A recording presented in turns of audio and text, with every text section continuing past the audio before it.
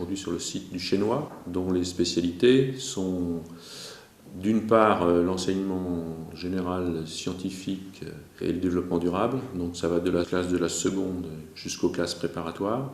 Il y a le pôle agricole avec le BTS Axe, et puis le pôle agroéquipement avec la filière Bac Pro et la filière BTS. Dans un établissement d'enseignement agricole, il y a forcément une exploitation agricole. Nous avons 150 hectares répartis entre des cultures de vente et des productions fourragères.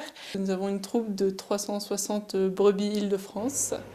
Et l'exploitation agricole a une vocation également pédagogique, évidemment. Pour notre filière de bac professionnel en machinisme, ces jeunes poursuivent en BTS GDEA ou en BTS Axe. J'ai choisi cette formation car elle est assez complète, diversifiée et également approfondie dans la compta et la gestion. Moi j'ai pour objectif de faire une licence suite à mon BTS et ensuite, si possible, reprendre une exploitation agricole. Je souhaite poursuivre mes études par une licence production végétale pour approfondir mes connaissances techniques pour reprendre une exploitation céréalière. On a un peu plus de 50-60% qui poursuivent des études vers une licence.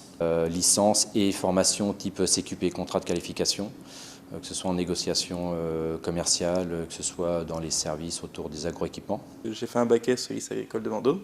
Après, j'ai fait une année en DUT génie mécanique et productique, où en fait j'ai pu rencontrer des professionnels du milieu agricole qui m'ont plutôt conseillé de faire un BTS génie des équipements agricoles. Après mon BTS, j'envisage de faire un CQP, un certificat de qualification professionnelle, donc chez le constructeur, pour être soit inspecteur commercial, soit formateur technique. J'ai choisi cette filière parce que mes parents sont agriculteurs et j'ai toujours aimé les machines agricoles, donc je me suis dit pourquoi pas apprendre plus en technique, quoi. Par la suite, je voudrais faire un CQP ou une licence pro dans le commerce.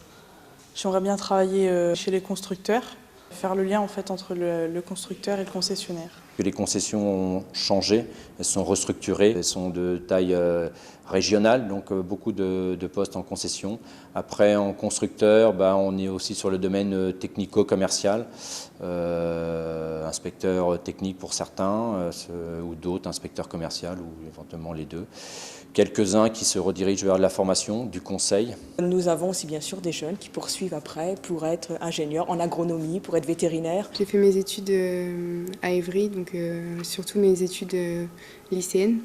Moi, je me suis bien intégrée au milieu agricole en fait parce que venant de la ville, en fait, au début, on dit un peu que je suis une Parisienne et puis ça m'embête pas de mettre les pieds dans la boue, ça m'embête pas de me balader dehors.